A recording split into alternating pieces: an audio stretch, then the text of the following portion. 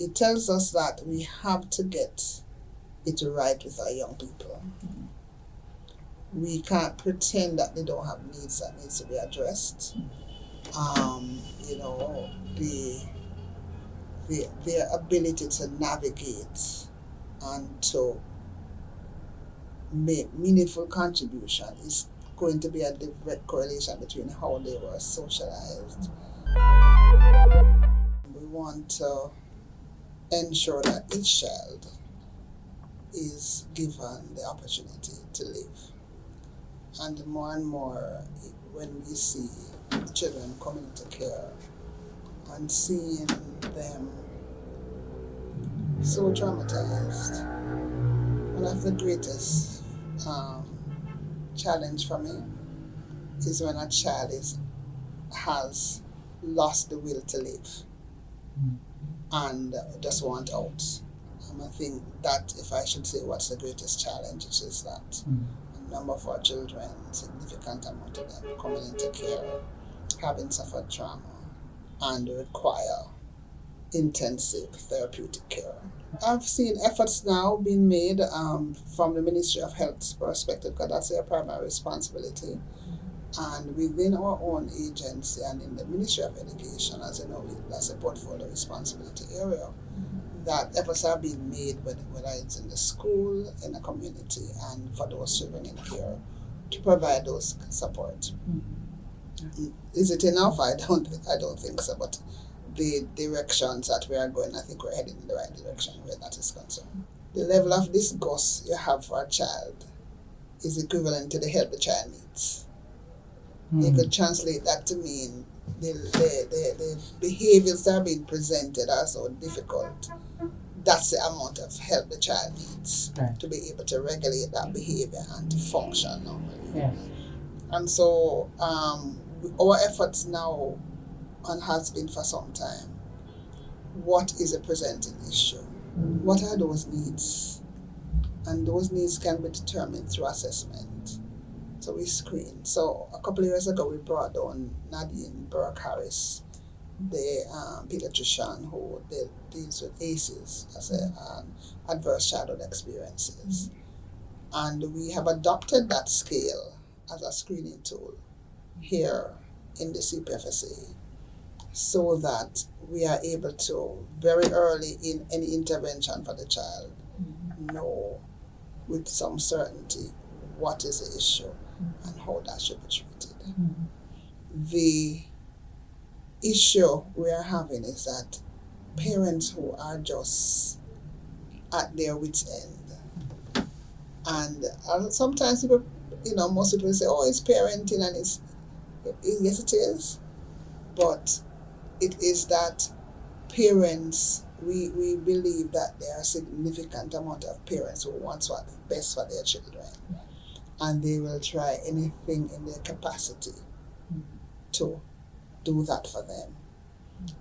Challenge, not all of them have the capacity to. And so the Parenting Support Commission and other entities like those, that's where they come in to help us to build that capacity so that they can. We have private children's homes, we have government children's homes. A lot of the private homes whose staff are basic entry-level caregivers might have a difficulty treating with some of the behaviors. So we have had to be upskilling those workers to be able to treat with the behaviors that are presented. And we are now looking at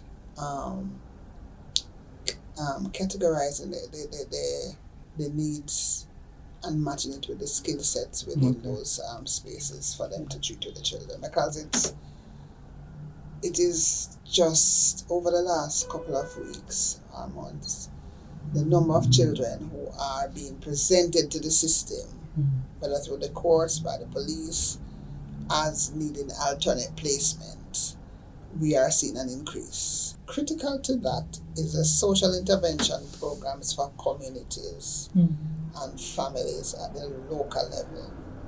We have to build back those communities to be able to support families in those areas, which would lessen the need for the state to intervene. I think the pandemic was very difficult for children, and particularly for children who were in our care, where we had to at one point stop visitations. We did allow limited access to parents. Yes. In the height of it, that was so restricted. And then we had parents visiting, but even then it was with lack of contact. Right. Because of the nature of what was happening at the time. No, it's a little better. But I think that had such a significant impact on those children. Yes. Just the behaviors and so just to be in a space that was just the space, difficult for them. Some of them found it difficult with online. Others found online very well, so you had the mix. Yeah. The digital world is here to stay. Yes.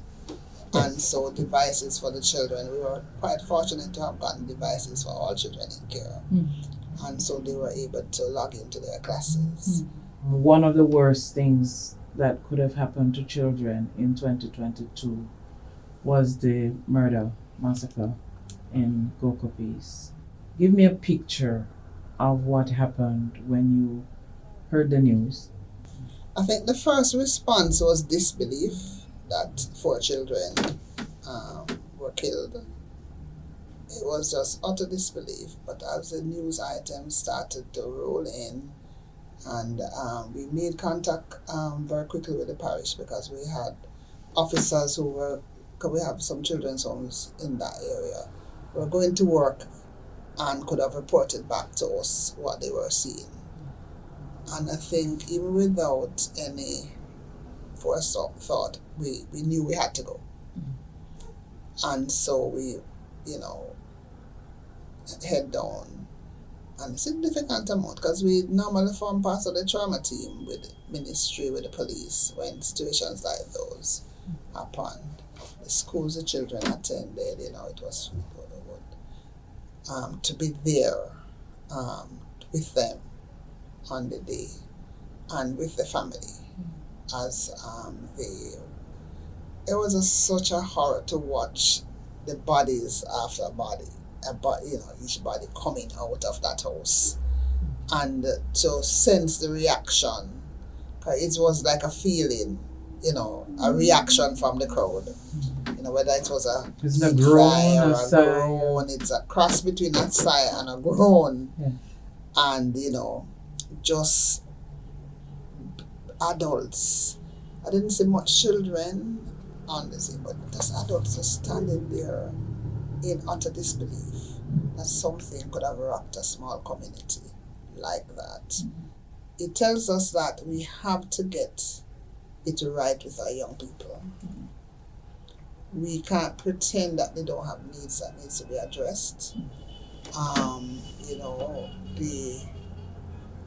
Their ability to navigate and to make meaningful contribution is going to be a direct correlation between how they were socialized, how they managed to get through school, and how it is that the communities from which they come are able to provide that support that they need. Are you worried that as a society we have become very unkind to our children? Just generally across the board?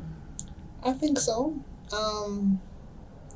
I've had instances where I've questioned, if we could be that wicked to the children.